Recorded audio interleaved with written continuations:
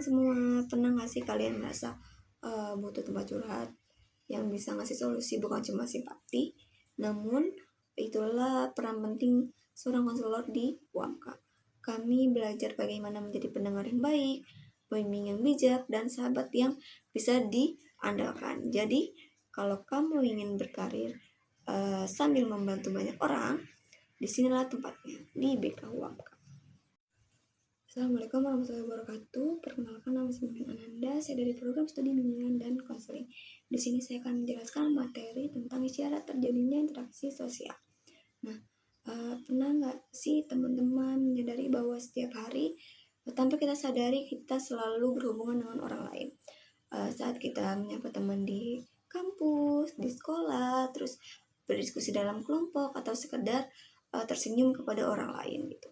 Nah, sebenarnya kita sedang melakukan sesuatu yang disebut interaksi sosial, teman-teman.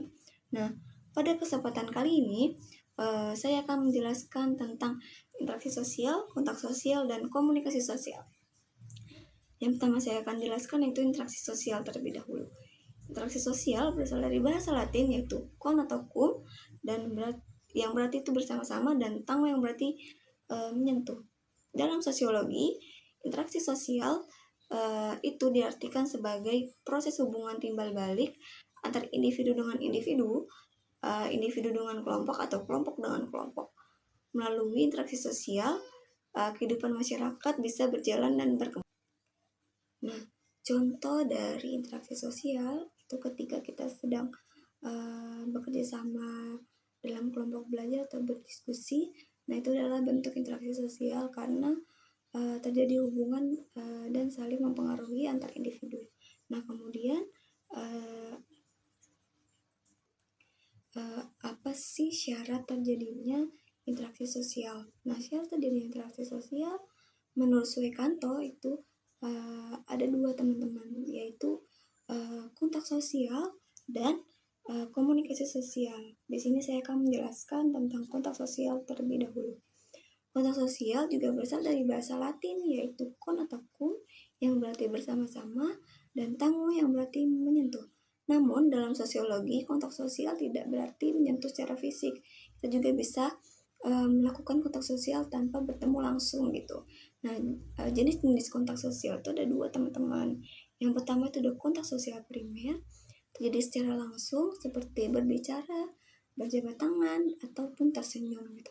Nah, contoh dari kontak sosial primer ini itu seperti saat kita ngobrol langsung dengan teman, itu termasuk kontak sosial primer. Nah, sedangkan sekunder, kontak sosial sekunder ini terjadi dengan perantara, misalnya lewat telepon, media sosial, ataupun televisi. Nah, contohnya itu seperti kita berkomunikasi dengan teman kita lewat WhatsApp.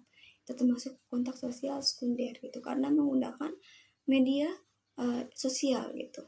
Nah, kemudian yang kedua itu ada komunikasi sosial. Nah, komunikasi sosial adalah proses penyampaian pesan dari satu pihak ke pihak lain agar terjadi saling mengerti gitu, teman-teman.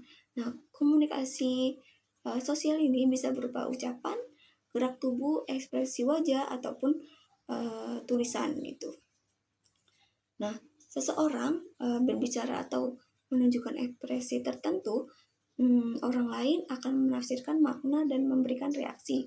Nah, dari situlah terjadinya interaksi yang saling memahami gitu. Nah, contoh interaksi sosial ini misalnya komunikasi sosial misalnya saat teman-teman tersenyum kepada kita gitu. Nah, kita menafsirkan bahwa itu sebagai tanda keramahan. Nah, lalu kita membalas dengan senyuman juga gitu.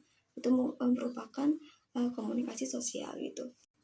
Nah, implementasi dalam kehidupan sehari-hari itu manusia itu tidak dapat hidup dengan sendiri, teman-teman, tanpa berhubungan dengan orang lain.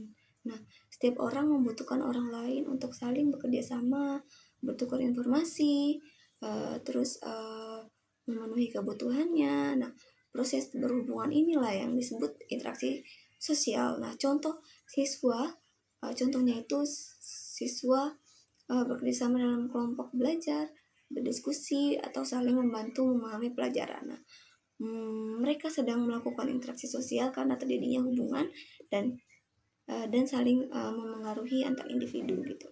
Nah, kemudian agar interaksi sosial dapat terjadi dibutuhkan juga kontak sosial. Nah, kontak sosial sebagai tahap awal kontak sosial dapat terjadi secara langsung maupun tidak langsung dalam kehidupan nyata. Saat kita menyapa teman di sekolah, itu merupakan contoh kontak primer, namun ketika kita berkomunikasi melalui WhatsApp atau media sosial, itu termasuk kontak sekunder gitu. Nah, selain kontak, unsur penting lainnya dalam interaksi sosial adalah komunikasi sosial. Dalam kehidupan sehari-hari, komunikasi sosial tampak dalam berbagai situasi seperti anak yang berbicara sopan dengan orang tua, guru yang menjelaskan penjelasan kepada siswa, ataupun masyarakat yang berdiskusi dengan kegiatan bersama-sama gitu. Nah, jadi kesimpulannya adalah bahwa interaksi sosial adalah dasar dari terbentuknya kehidupan sosial.